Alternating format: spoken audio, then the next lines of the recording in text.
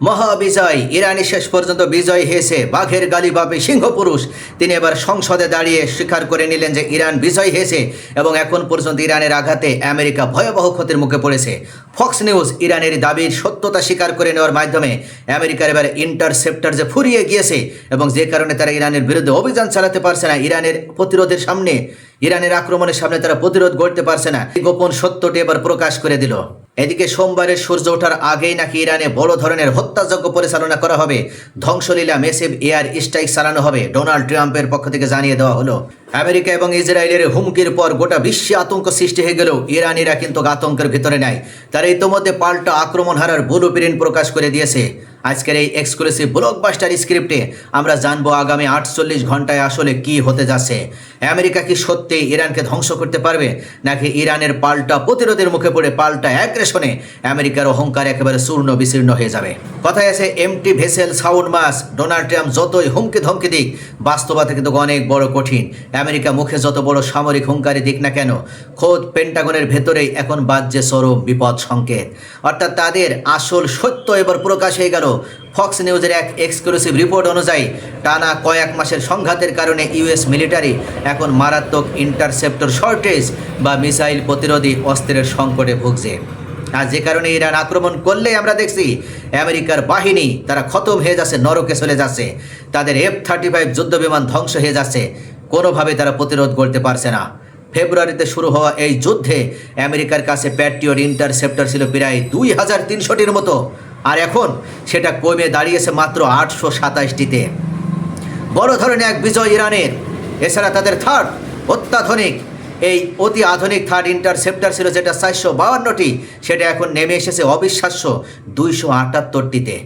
বিশ্বখ্যাত think tank CSIS centre for strategic and international studies warning দিয়ে জানিয়ে দিয়েছে যুক্তরাষ্ট্রের এই মিসাইল স্টক রিবিল্ড বা নতুন করে পুনর্গঠন করতে অন্তত 3 বছর সময় লেগে যাবে। পালাবে কোথায় শয়তান ডোনাল্ড ট্রাম্প? পেন্টাগনের বড় চিন্তার কারণ হলো ইরানে যদি এই হারে মিসাইল ছুটতেই থাকে, তবে এশিয়া বা প্রশান্ত মহাসাগরীয় অঞ্চলে প্যাসিফিক রিজনে যদি কোনো বড় যুদ্ধ লাগে, ইউএস আর্মি একদম ডিফেন্সলেস বা অরক্ষিত হয়ে পড়বে। তখন একেবারে টার্গেটে ইরানের মতন আঘাত হানতে পারবে যে কোনো রাষ্ট্র।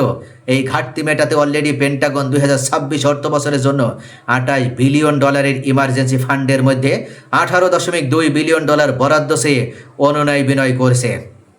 কিন্তু অস্ত্র তো আর রাতারাতি বানিয়ে ফেলা সম্ভব নয়। চাইলাম আর বানানো হয়ে গেল, এটা তার কোনো ম্যাজিক না। সর্বশেষ চাঞ্চল্যকর খবর অনুযায়ী ইউএস প্রেসিডেন্ট ডোনাল্ড ট্রাম্প এবং ইসরায়েল যৌথভাবে এক ধ্বংসাত্মক হামলার ফাইনাল প্রিপারেশনও নিয়েছে। এবার তারা বড় ধরনের টার্গেট করেছে ইরানের প্রধান পাওয়ার প্ল্যান্টস এবং অয়েল রিফাইনারি বা জ্বালানি অবকাঠামোগুলো ধ্বংস করার। কিন্তু প্রশ্ন হচ্ছে, হঠাৎ সোমবারের আগে কেন? ক্ষমতা থাকলে সোমবারের আগে আক্রমণ করো। কারণটাও পিওর ইকোনমিক।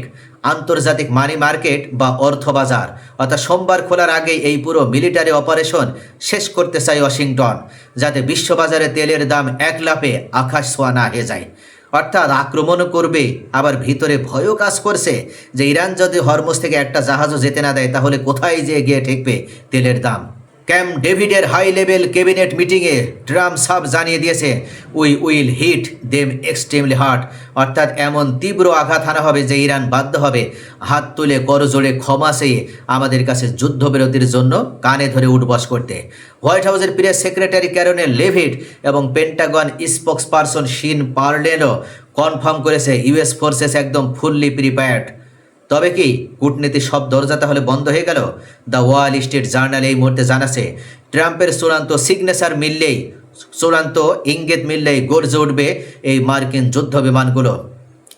ইতিমধ্যে ইসরায়েলও বড় ধরনের প্রিপারেশন নিয়ে রেখেছে।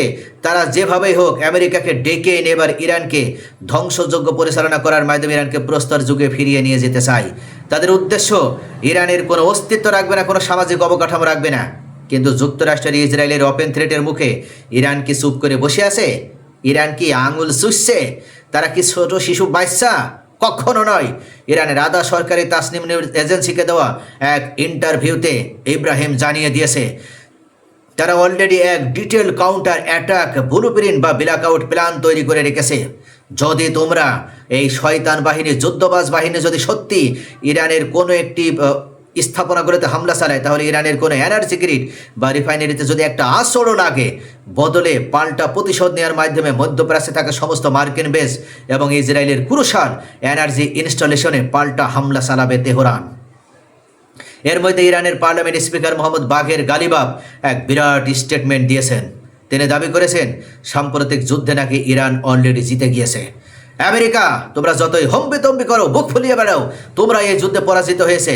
পার্লামেন্ট কোঅর্ডিনেশন কাউন্সিলে দাঁড়িয়ে তিনি উল্লেখ করেছেন এই অর্জনকে এখন লং টার্মে ধরে রাখতে হবে এবং আমাদের সুপ্রিম লিডার মোস্তফা খামেনির হাতকে আরও স্ট্রং করতে হবে, তাকে আরও শক্তি বাড়াতে হবে, আরও শক্তি প্রদান করতে হবে।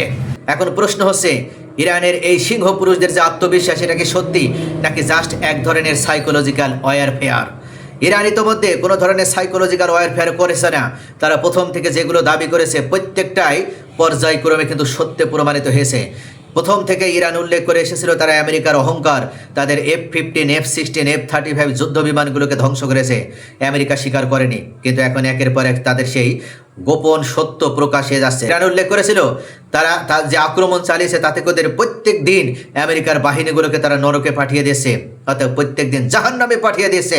আমেরিকা স্বীকার করেনি। এই মুহূর্তে বিভিন্ন নিরপেক্ষ সংবাদের ভিত্তিতে, বিভিন্ন অনুসন্ধানী প্রতিবেদনের ভিত্তিতে দেখা যাচ্ছে যে সত্যি ইরান যেগুলো বলেছিল সেগুলো রাইট। এখন পর্যন্ত 200-র উপরে আমেরিকান সেনা নিহত হয়েছে এবং তাদের এই 16 দিনের যুদ্ধে তাদের এখন পর্যন্ত 11টি ফাইটার জেট ধ্বংস হয়েছে, 15টি অত্যাধুনিক গোয়েন্দা ড্রোন ধ্বংস হয়েছে, এমনকি তাদের অ্যাটাক হেলিকপ্টারও ধ্বংস হয়েছে। একের পর এক নতুন করে আবার তাদের 6টি F-35 যুদ্ধ বিমানও ধ্বংস হয়ে গেল। হ্যাঙ্গারে লুকিয়ে থাকা, জর্ডান বিমান ঘাঁটিতে লুকিয়ে থাকা এই ঘাঁটিরাও সম্পূর্ণভাবে গুড়িয়ে দিতে সক্ষম হয়েছে। অর্থাৎ একের পর এক ইরান দেখিয়ে দিয়েছে তারা যেটা বলছে শেষ পর্যন্ত তারা সেটা করছে। অর্থাৎ যতই তোমরা ইরানের বিরুদ্ধে পাল্টা প্রতিশোধ নেওয়ার মাধ্যমে, পাল্টা আক্রমণ করার মাধ্যমে ইরানকে ধ্বংসযোগ্য পরিচালনা করার নীল নকশা বাস্তবায়ন করো না কেন, ইরান এখন পর্যন্ত তারা একসাথে যেমন প্রতিরোধ করছে, ঠিক তেমনইভাবে তারা অ্যাগ্রেশনের এই মুহূর্তে একের পর এক তোমাদের মেরুদণ্ড ভেঙে চুরমার করে দিচ্ছে। কোনোভাবেই আমেরিকা ইরানের প্রতিরোধের সামনে, ইরানের হামলার সামনে নিজেদেরকে রক্ষা করতে পারছে না। কুয়েত, বাহরাইন তো শ্মশান হয়ে গেছে, তাদের 5th ফ্লিট তো ধ্বংস হয়ে গেছে। ইতোমধ্যে কুয়েত থেকে আমেরিকা তাদের সেনা সরিয়ে নিতে বাধ্য হচ্ছে।